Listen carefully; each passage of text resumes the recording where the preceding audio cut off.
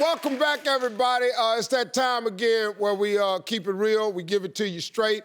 I've got a dynamic group of women here to talk about everything from love and relationship to what's trending in the news today. It's time for some straight talk. All right, let me introduce everybody to you. First up, she's an Emmy Award winner and the star of Greenleaf on OWN.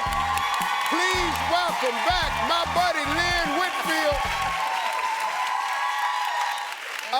Our next guest, she's a newcomer to our panel. Please welcome Baltimore's own co-anchor from WBAL-TV. Give it up for Ashley Henson. And finally, my friend, she's a broadcast journalist. She is an anchor on one of my favorite shows of all time, ESPN Sports Center. Please welcome back Carrie Champion. Thank you. All right, ladies, welcome to the show. All right, here's our first topic. Let's get into it. Right. Recently, a picture of Daniel Craig carrying his baby in a papoose or a baby carrier surfaced in the media. Piers Morgan made waves by mocking Craig, saying, "We need a new James Bond. A 007 wouldn't be seen dead in a papoose." Then dads across the nation showed their support for Mr. 007. Yeah. That's right. Yep. Love it. By posting pictures of themselves carrying their babies in a similar way. So ladies, do people feel like being a good father makes you look less manly? Steve, if anybody feels like being a good father makes you look less manly, they need to have a heart check. It's about humanity. Because here's the deal. In our world today, we need a license to drive. We need to be old enough to drink. Anybody can have a child, but yet and still, you make fun of someone because they want to be a good father. That's disgusting to me. And this day and time, that's the most important job you have. Yep. Right. And you know, I think that Piers Morgan is very attached to like the 50s and 60s idea of what a man was. Because if we looked at James Bond, remember? He would say those things like, "Well, my dear, I take it you've spent a lot of time in the saddle." While he looked under your clothes and things like that, you know? Yeah. Or, you know, martinis shaken but not stirred. Now, I don't know about you, but the man that I want at home with me and my child, I don't care about that. That's the man you gotta fight in the mirror with. Yeah. I want somebody, you know what I mean? If I'm sad, it's gonna pat me on my back and really make me feel like And their rub your little toes baby. and stuff like that. Right? Nothing is more manly than a father who loves his family. That's it. It really, who takes care of his kids, protects them, provides for them, loves them. Right. And I think this was kind of the silver lining, seeing all of those men, you know, what they have to give and bring with all the babies. And it's breaking that stereotype down that we right. don't I need mean, to have. I would not like to live in Piers Morgan's home and be his No. wife if he thinks that that's not No, nice to because do. Don't that's, you agree? See, that's it. I was sitting up having a discussion with a group of younger guys, and they said, "What's been the biggest thing you've learned?" And this is what I told them. I said, "You will understand what manhood really is when you love somebody else more than you love yourself." Yes. That right there. Now you locked in. But see, the reason why you say that is because generally women, we're more giving. Men are more selfish naturally. But when you say that as a man, that you can love someone more than yourself, that's huge. No, I have to. You have because to. let me tell you something. My wife and them kids, Yes. I'll do something to you about them. I will do something to you. I don't want to, but I will do something to you about them people right there. Please, you can come mess with me and get away with it. But if when you mess with them kids of mine, them grandkids and their wife, you have a major problem. Yeah. And I feel like the time has passed to equate weakness with being loving and caring and nurturing.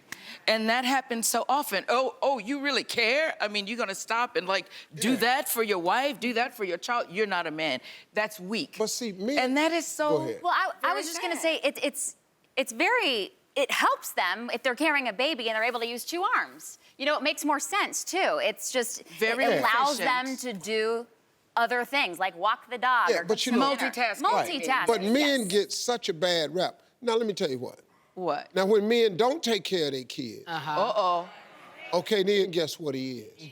Then when you get a man take care of his kid, he got to be that too? Are you kidding me? I think it's crazy, man. Hey, listen, celebrities like Chrissy Teigen are often in the headlines about the pressure to get their bodies back into shape after having babies. We're gonna hear what the panel thinks about it when we come back.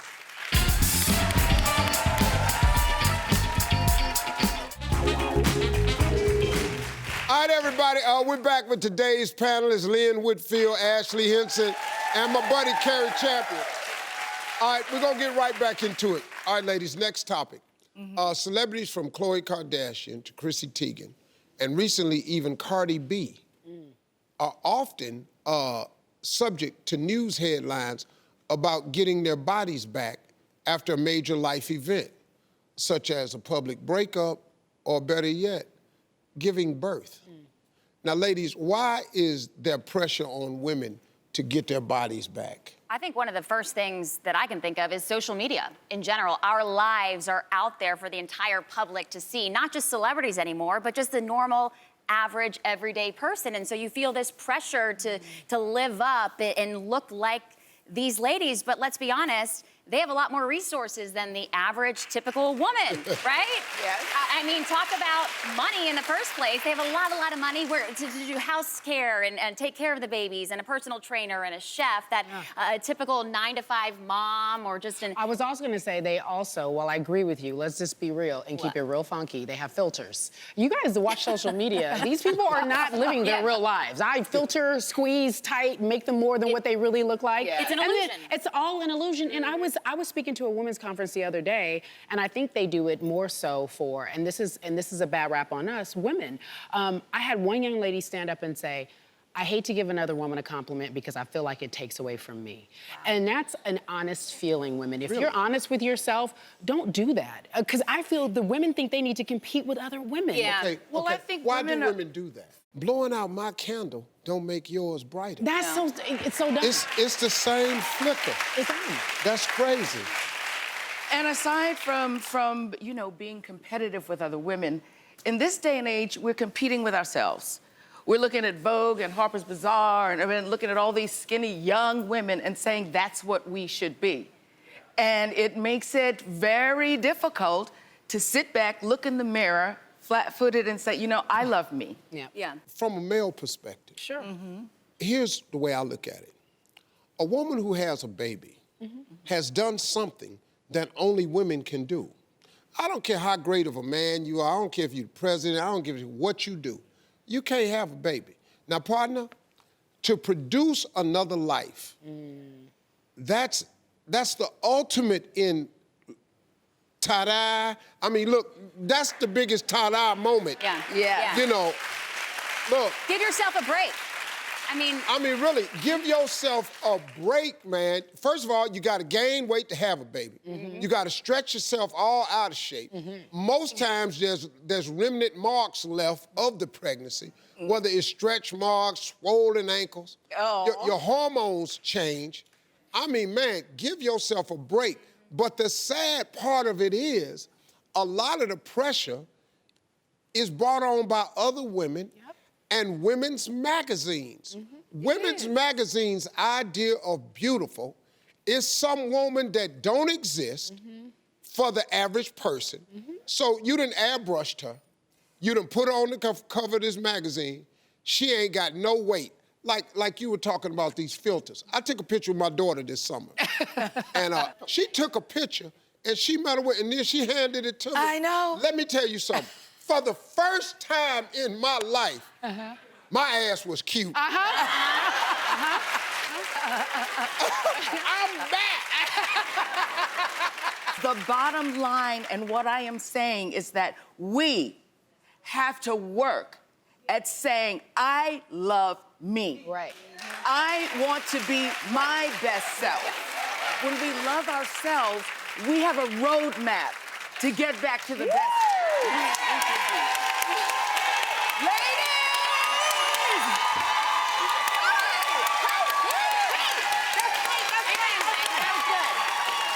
I love these ladies. You all were spot on. Thank you so much. We love you, Steve. I'm telling you, woo! Hey, thanks to the ladies. We'll be right back, y'all.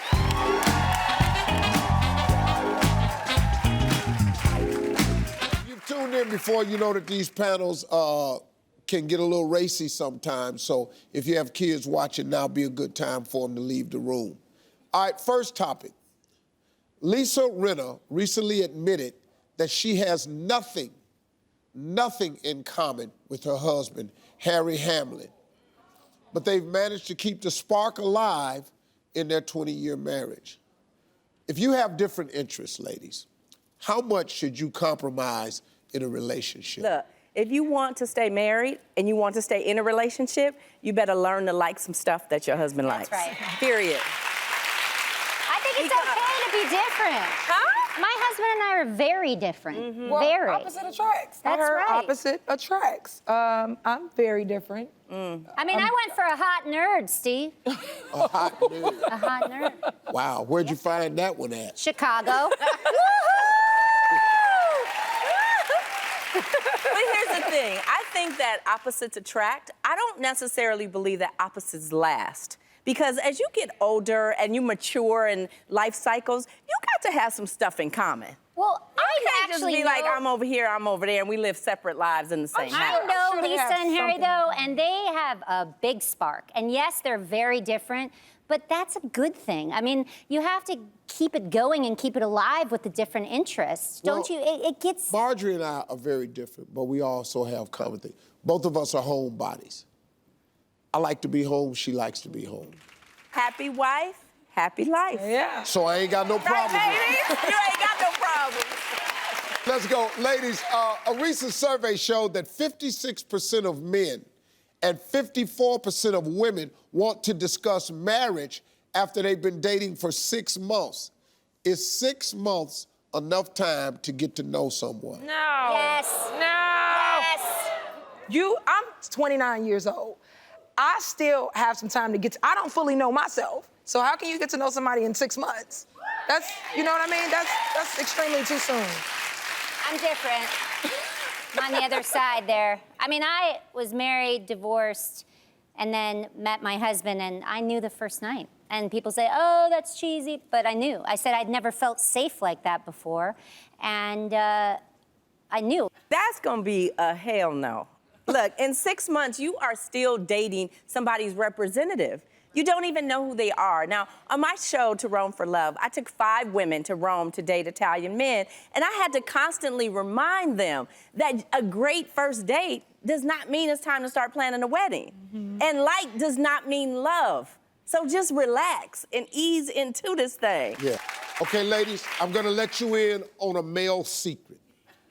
Something you've never heard before. A man knows in 6 months if you're the one. Oh! I got news for you. We know in 6 months is you the one. We're not gonna tell you this, but we know in 6 months is you the one. We ain't got nothing else for you. I promise you we don't. But wait, We are very simple. If you have what we want to offer, if you have to offer what we want, in 6 months, we know. And then we ain't going nowhere. That's the secret to the whole thing. maybe it is women that need one more time, because I don't believe in those quickie meet, engagement, Neither get do I. married right away. Neither do I. Because when 2 people get married, Steve, hear me out. You stand there and you're gonna pledge your life to somebody for forever. And in your heart, I think people really believe it's gonna be forever. Yeah. But forever is a long time. So what is the rush? But let me also, tell you I'm something. so not into this whole, oh, but take your time and you're not sure. And listen, when you know, you kind of know. You know. But you know what? Sorry. Now listen you to me. knew. I'm not promoting everybody should get married after 6 months, because you shouldn't. No. But listen to what I'm saying to you. Okay. Men know if you're the one after 6 months. Now, that don't mean it's some stuff we need to find out. It doesn't mean that the discovery stage is over. Right. I think there's more things you need to discover. But initially, it takes us 6 months to figure out if you the one or not. If it's not, we gone. Trust me. That's real talk. Hey, let's go. Up next, Jeff Goldblum and Steve Martin have become first-time parents in their 60s. Are there benefits to become a parent later in life? We're going to hear what the panel got to say when we come back.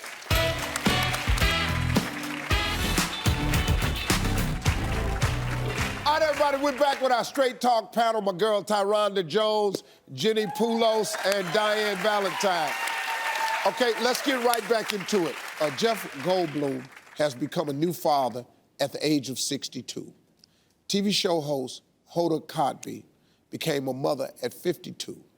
George Clooney had twins at 56. And Steve Martin had his first child at 67. Now, Jenny, you had children in your 40s. Yeah, I just had my daughter. Do you think there's benefits to becoming a parent later in life? 100%.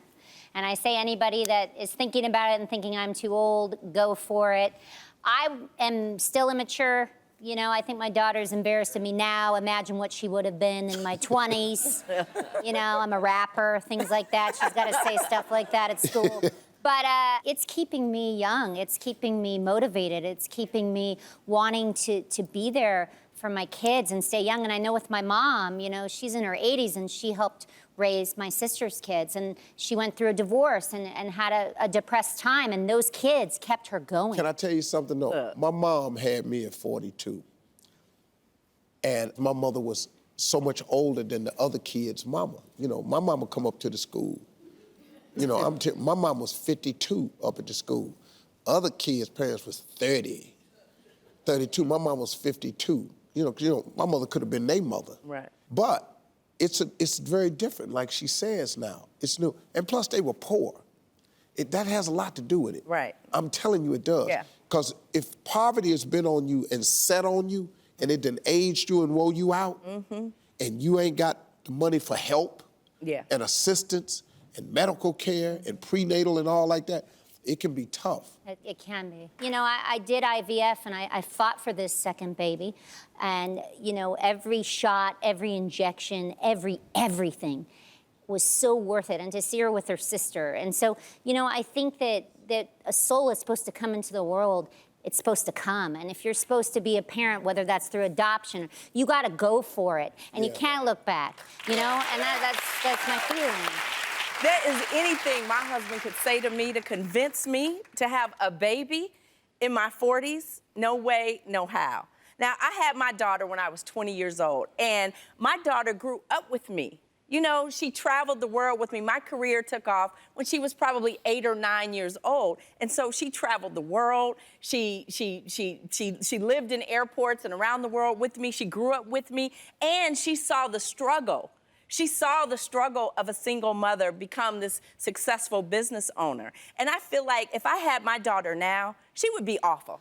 Like, there's no way I want a baby and a car seat and school and PTA. It's a lot when you're Ain't old. doing none of that. It's a lot when we you're getting old. passports and we bouncing. That's all we doing. I agree with what Jenny's saying. If a soul is due in this world, a soul is due in this world. Agree. And if it happens later in life, I think it's all right. All right, let's move on to the next one. Tisha Campbell Martin recently filed for divorce from her husband. However, she just congratulated him publicly on an upcoming project. Do you think that being close with an ex can hurt the chances of you moving on? It depends on the circumstances. My ex and I'm still his emergency contact when the alarm system goes off. And one day it went off. It just happened recently. It went off, and they called me to make sure everything's okay. And I said, well, I'm not there. Let me call and make sure. And when I called, his girlfriend picked up, and I said, I'm just trying to make sure y'all good over there because the alarm went off. She got mad. We good. So how come you're still the emergency contact? He just never taken it off. And then after I had that conversation with her, I just called him and told him, just take it off. But I don't see anything. It depends on the circumstance. We were together for a really... emergency contact. No, absolutely not. Steve. Oh, you might not have. You might not want to have nothing to do with him. And he hanging on to the connection. Say that, Steve. You cannot let your ex call your house and your current pickup and you don't do nothing about that. Your partner, you got to do something about that. And you know what? I agree. Unless you have kids. I do not understand when people break up, right? And all of a sudden they say, you know, my ex-husband is my best friend. We're such good friends now. Like, how about if we are divorced and we don't need to co-parent, we are not gonna be best friends. I done gave you all my young years, all my skinny years. It is over. I am done. Now I got to regroup for the next love affair. That's right. Yeah. Yeah. We ain't friends. All right, let's move on to the next one. Up next, what do you do when your significant other friends don't like you? Uh-oh. We're gonna see what the ladies have to say about that when we come back.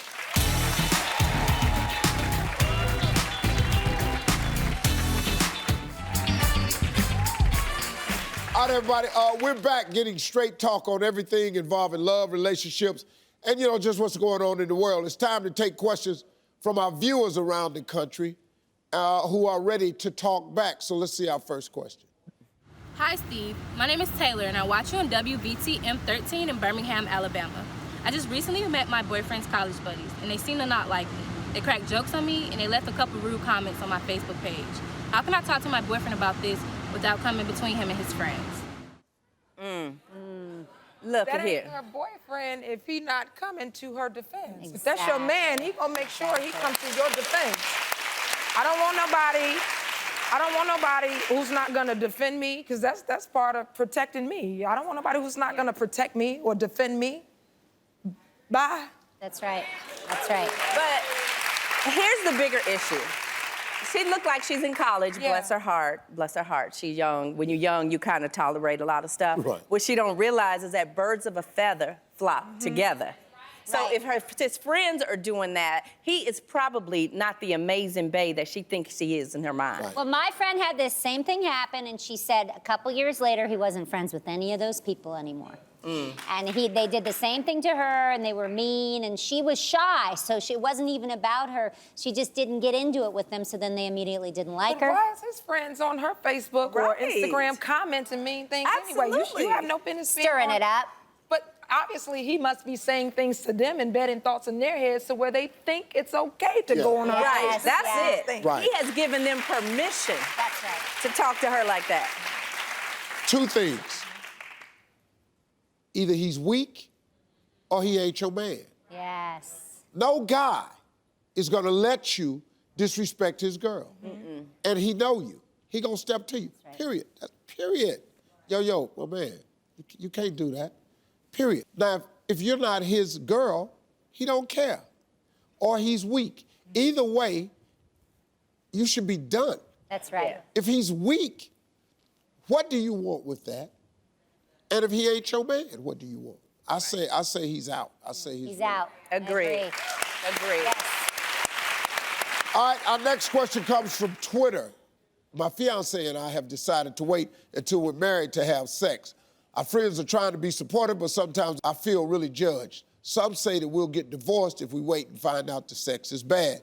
Should we cave in and have sex before we say I do?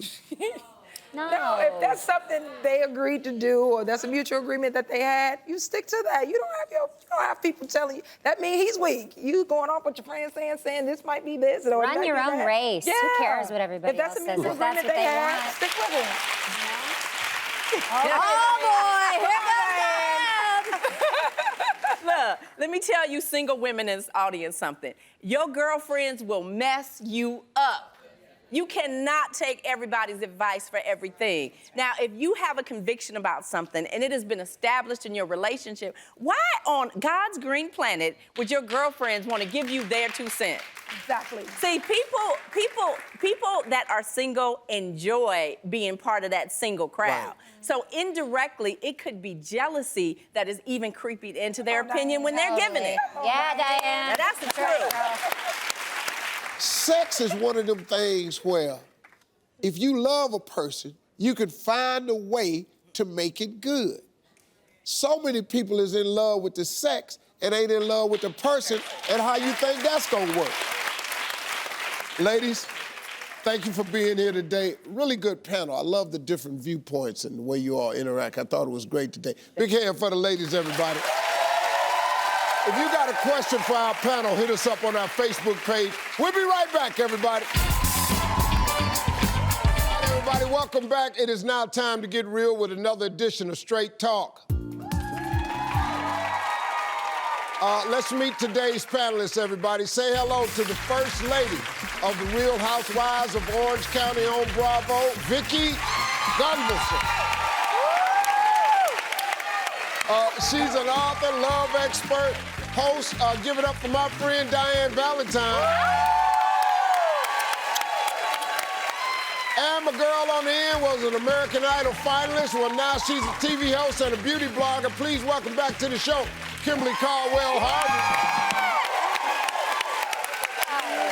All right, listen up again. Before we get to the first topic, if you got kids in the room, now would be a good time to send them into another room because some things might heat up. So, all right, let's go with the first topic. First topic, Beyonce recently talked about how she's raising her son, Sir Carter. Here's what she said. I want him to know that he can be strong and brave, but that he can also be sensitive and kind. I want my son to have a high emotional IQ where he is free to be caring, truthful, and honest. It's everything a woman wants in a man, and yet we don't teach it to our boys. Yeah. Yeah. Now, Vicki, you have an adult son. Okay, is this something that you've taught, that you've thought about, you know, when you were raising him? I did and I do. To me, a man has to be a man. You have to raise your sons to be men, but also to have compassion and really be understanding of what a woman needs. And we need a lot. Men, there's a lot that we need to instill in these boys because we need a lot. Women need a lot of attention. We need compassion. We need, understanding. And it's good. Yeah. And you know, Steve, I have 3 grandbabies at home, and me and my daughter, we go back and forth and battle a little bit constantly because she's always telling my grandbabies, like, be a man, be tough, don't cry, you'll be all right. And I'm like, ain't no award for being no thug in America. You gonna get my babies hurt. That's right. They should be sensitive, they should be loving. If they are upset, they should be allowed to cry without being told to be a man at 5 years old. That's right. I think that it is absolutely crazy that our worst fear back in the day used to be that we would raise a wimpy boy. Right. And now our worst fear is that we're gonna raise like a Harvey Weinstein, you know, which... Well, there's nothing Ain't worse nobody than an wants- insensitive man. Nobody wants any of that. Right. And so I really think it's like a modern day role reversal. We want our boys to be, sweet as pie, and we want our girls to be tough as nails. And that's why I love that Beyonce was also quoted saying that it's really important to her that her daughters know that, they can be bosses and they can be CEOs and that they speak their mind. And I think it's so, Yeah, I have 3 sons. I now have 3 grandsons. I don't know that I've taught them to be emotionally sensitive. I think I have taught them to be kind to women. I was raised to be respectful and kind to women. I've always been that way. You might not stay married to me long, but it ain't cause... but it ain't cause I ain't a kind dude. Here's the one thing that we as men have to start teaching our sons. All of this sensitivity training and all of that, I don't know that we'll be that good at that because most of us ain't the greatest at that. Yeah. But I tell you what we are at. We teach our sons, get yourself a girl, get yourself a girl. What we don't teach them and tell them about is the cutoff point. See, if men would teach their sons the cutoff point, you would have a lot less infidelity because we just don't teach them the cutoff point. So what I started doing with my sons was, hey, sons, look, I know you're gonna do what you're gonna do until you find the one. But when you find the one, let that be the one. Right. Be respectful enough to just make her the one. Now, if you wanna try another one, then have some guts and go over there and tell her, look, I'm not doing this anymore, I'm gonna go do something else. Now, you're gonna get stabbed. So just be ready for that. Let me ask you this question. Yeah. Are women attracted to men who are more in touch with their emotions or not? Well, I think that there's a really big difference between a man who's sensitive and a man who's insecure. But I also think that a man who is confident enough to be vulnerable, that's hot. You know? For me, that's really hot. I hear you, but I don't think most women think like that. I think most women emasculate men when they are too sensitive, and they say they are weak and they are crybabies and they are all of these things, and it does them a disservice. It takes a very mature woman to respect a man who is vulnerable. Yeah. It takes a very mature woman. Go ahead. And secure, you have to be secure with yourself. If you're with a sensitive man, then you have to be secure to know that that's what, you can't change people. Either they're sensitive or they're not. Yeah. Right. You know, we're all adults in this room, right? But I You feel can't like my change husband anybody. got sensitive. Oh. Like after we were married But and it we was had a just baby, probably that's hidden. It was probably hidden. that's where he got sensitive. But It's like when you something with invited your daughter. him, But- he was super sensitive. but he Exactly. needed- I don't know. I dated all the guys who were not sensitive, and that See? didn't work out. But he needed to feel safe to be open. To be vulnerable. Until a guy feels safe, you ain't gonna get the real him. But Steve, I know so many men that are grown-ass men that are emotionally unavailable. But there's a balance here. You know, you can't have us and not have what come with us. Right. We men. Now, if you just want somebody like you, then go get another you. But now let me ask you ladies something though. How many of you want to be married to another you? Hell no. No. Thank you. There is no way that would work out. In a We'll be million right years. back. Yeah. That's what I thought.